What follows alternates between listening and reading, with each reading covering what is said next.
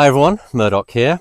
Most of you that have watched my YouTube videos now will understand that I'm a big advocate, a big fan of being able to get good at this game, not hitting lots of golf balls. So I like drills without a club. I believe that for most people that only get the chance to play once a week, this is very important for them. It's a good way of staying flexible. It's a good way of understanding what limitations you have to work around. And it's a good way to create the muscle memory without the distraction of a club in your hand, let alone a club and a ball, which suddenly puts a pressure focus on result.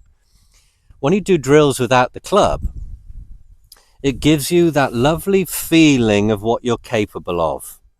Pure feeling, all right? There's no distraction in your hand. So my drill number one is a turning drill, a backswing drill. It's also a good drill to understand the posture required for a good setup. So you're setting up, you're bending forward, you're touching the top of your knees. That's a good posture for a 7-iron when your arms are hanging down for most people. So in this position, when you make your little hip bump forward, arm just drops below the left for the right hand lower than the left on the club. Can you see here that you've developed your spine tilt? So you can feel pressure building on the right knee and instep as you turn your right hip into your backswing. This is the backswing drill. It helps you understand the discomforts in the swing, the core tightening, pressure on your right knee and instep. You can feel the stress on the lower back. You can feel the lats in your back stretching, and you can see your capabilities of how far you can turn in your backswing. Here you are. So that's the core essence of the body movement in the swing. You can do this in the office in between meetings. You can do it at home. So that's a lovely drill. Also, part two of that, where are my arms? Where's my hand position? You can get that result too. So you can perform your turn drill up to the top, looking over your shoulder, eyes stay down, comfortably extend your arms, and you'll notice thumbs up. There's the hinge position opposite right chest. So with a mirror here, you're turning, same position, feeling the pressure, feeling all this discomfort, and you'll learn to love it. It'll become your comfort blanket. There you are, opposite right chest.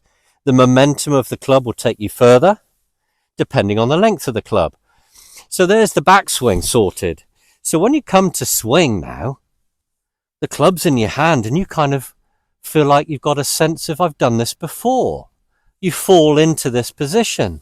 There's a limit of what can go wrong if you keep your thoughts consistent based on that drill. Drill number two, the plum bob I call it. Now this is simulating the downswing and through impact discomforts. This is basically hold your arm out in front of you. Again, you've created your setup, arm straight out, turning underneath, clearing the left hip, and you'll feel the discomfort in your lower back. You can feel how the weights come off the right side, pushing off as you clear the left hip. Arm extends through to handshake. So this gives you a sense of the angles the body are in through impact as you commit to the strike. So again, you're stretching the body out well. As you turn through, this is my plum bob drill. Arm is out, holding an invisible club, simulating the wall. As you turn through, staying behind this wall, you can feel the stresses on your back, a pinching in the right side.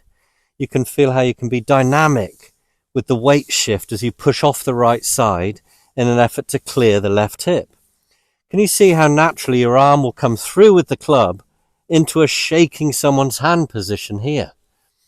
So in this position, can you see how it's natural for the club to be here? So when you look at your hands in that position, you can see that the club would have released with a slight rotation. So again, linking those two drills together for my third, you can have parallel arms. You've already got a feeling from my turn drill here, which you've done in the office. You can add a little bit of rotation to understand what happens before you get to this point. The point I mentioned when you extend your arms to here.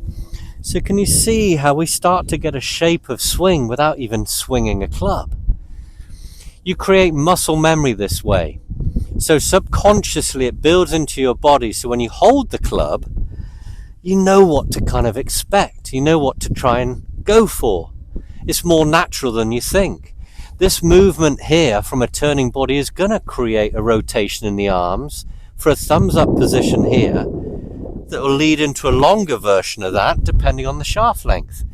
So from that position, you've done your plum bob here.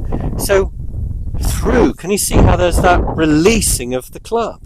The releasing of the club, squaring up the face, almost like a giant tennis racket coming in for the top spin, cross-court shot. The golf club works very similar to that for most people. For 95% of weekenders, you can't go wrong with this kind of thought process. Clearing the body creates lag, creates the angle hold here. The elbow stays into the side if you stay in your angles here. So these two drills get the core essence of the whole golf swing, and you can do it before the kettle's even boiled.